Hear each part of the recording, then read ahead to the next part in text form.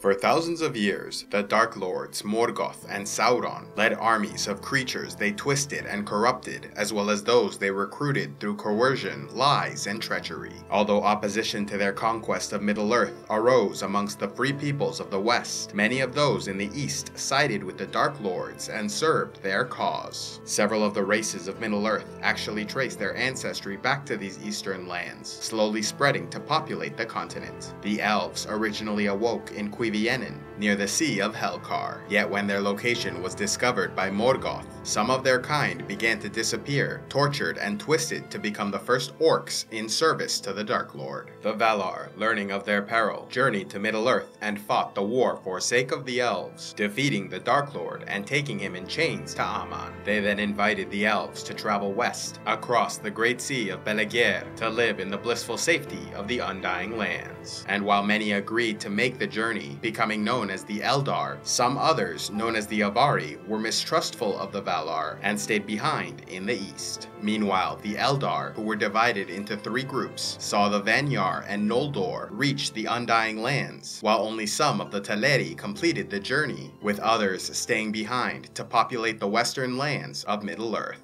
Roughly a century after the awakening of the elves, many of the early dwarves also awoke in the east, such as the Iron Fists, Stiffbeards, Blacklocks, and Stonefoots, who possibly settled the Red Mountains. Others, however, awoke further west, with Durin the Deathless settling the Longbeard clan in the fortress of Khazad-dûm within the Misty Mountains, while the Broadbeams and Firebeards built Nogrod and Belegost in the Blue Mountains. Many years later, the race of men joined the elves and dwarves in populating the continent, waking in the far eastern lands of Hildorien, where they were found by Morgoth, who turned them to his cause. However, some early tribes were able to escape his influence and journeyed west. These men, known as the Edain, were divided into the houses of Beor, Marak, and Haleth, eventually journeying into far-off Beleriand. Yet not all humans passed beyond the Blue Mountains, with some settling the Middlelands. These men were remembered as the ancestors of the Northmen, who shared kinship with the houses of Beor and Marak, as well as the Dunlendings, who shared kinship with the house of Haleth.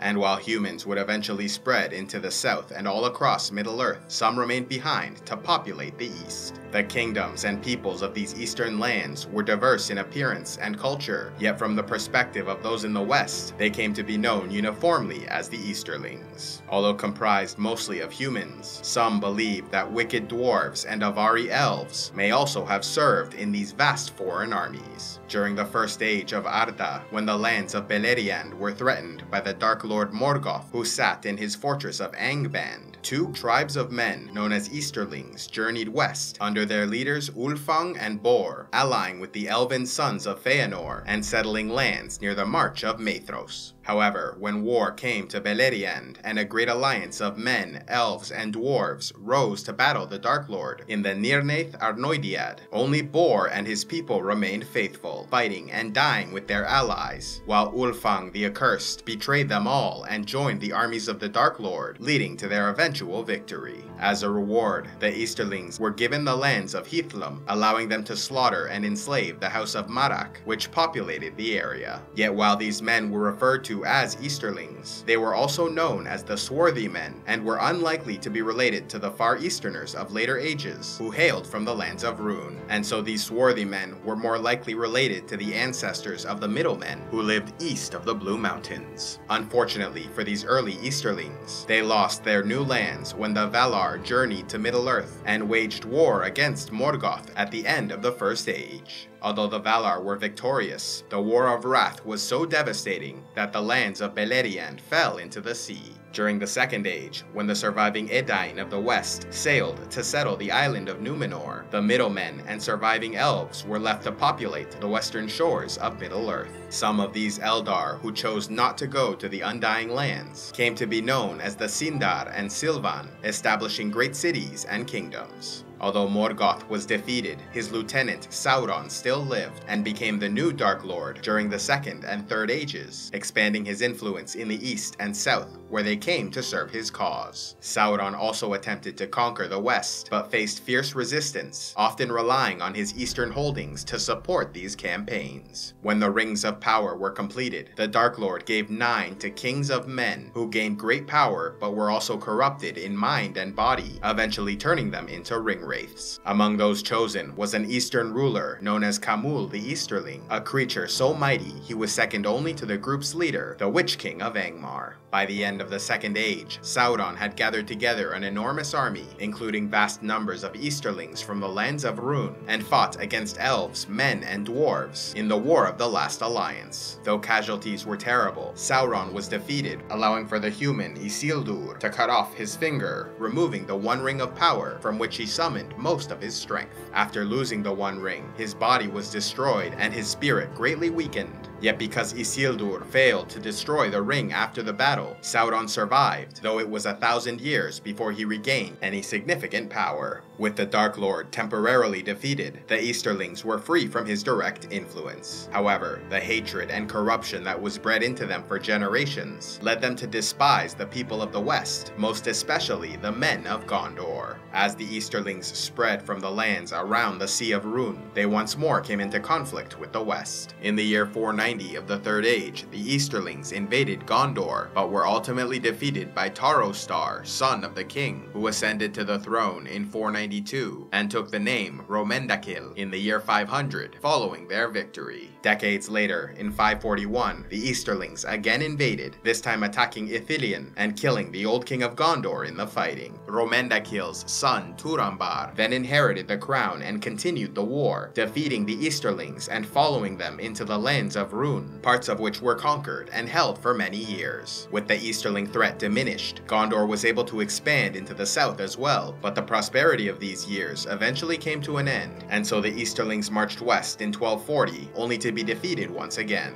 After losing another war, the Easterling threat diminished again for several centuries, during which time several groups joined together to become the mighty Confederacy of Wainriders. When a devastating plague left the kingdom of Gondor weak and vulnerable, the Wainriders saw an opportunity and invaded the lands of Rhovanion, slaughtering and enslaving its population. A few decades later, the Northmen revolted and with the aid of Gondor took back some of their former lands. However, the Wainriders would get a chance for revenge in 1944 when they allied with the Haradrim of Nir-Harad and Variags of Khand to invade Gondor from both the north and south. And while the Wainriders won a great victory in the north, killing King Ondahed and his sons, the invaders were defeated in the south, allowing the defending army to then march and finish off the remaining Easterlings. After 1,000 years spent recovering part of his strength, Sauron took refuge in Dol Guldur. Knowing that the Dark Lord was still dangerous, the Valar of Aman sent the Istari around this same time, 5 Maya spirits which took the form of elderly men, instructed to give counsel and help protect the free peoples of Middle-earth. Of these powerful beings, the 2 blue wizards, Alatar and Palando, ventured into the Far East, while the others focused on the West. Although little is known concerning their ultimate fate, the blue wizards were believed to have fought against Sauron in their own ways, and may have played pivotal roles in limiting the size of the Easterling armies. Meanwhile, many believe Sauron directed the Witch King of Angmar to wage a terrible war against the kingdom of Arnor, destroying their lands and people before Gondor and the elves could counterattack, defeating the Dark armies and forcing their retreat to Mordor. With an evil being known as the Necromancer rumored to have taken refuge in the forest of Mirkwood, Gandalf the Grey went to investigate, causing the Dark Lord to flee into the east, where he would rally the Easterlings once more to his cause. This began the period known as the Watchful Peace in the West, which lasted roughly 4 centuries. When the years of peace ended, a new group of Easterlings known as the Balkoth allied with the Orcs to invade the lands of Kalenardan in 2510, defeating the armies of Gondor. However, the Northmen, known as the Eotheod, soon intervened and ended the invasion.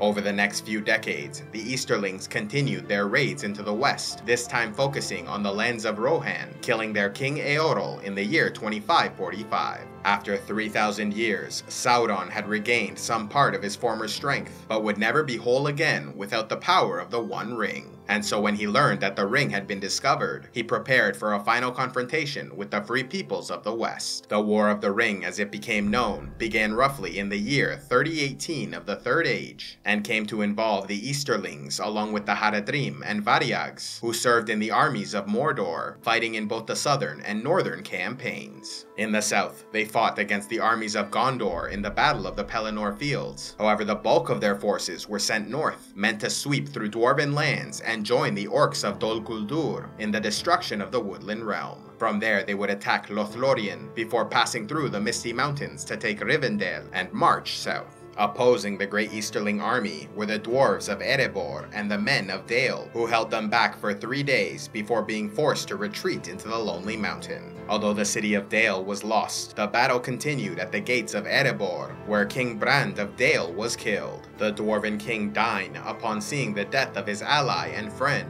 rushed to his side and died defending his body. After suffering tremendous losses, the surviving humans and dwarves took refuge inside the mountain, until word at last reached them that Sauron had been defeated in the south and his armies dispersed and destroyed. With their master fallen, the Easterlings lost their ambition and many deserted, allowing for the combined armies of men and dwarves to charge out of Erebor, forcing the Easterling invaders into retreat. Thanks to the efforts of these allied warriors, Sauron's eastern reinforcements were ultimately held off, and they never again posed the same kind of threat against the West. Although fighting continued on into the Fourth Age, the Easterlings were eventually subdued by Aragorn, known after the War of the Ring as King Elessar of the Reunited Kingdom.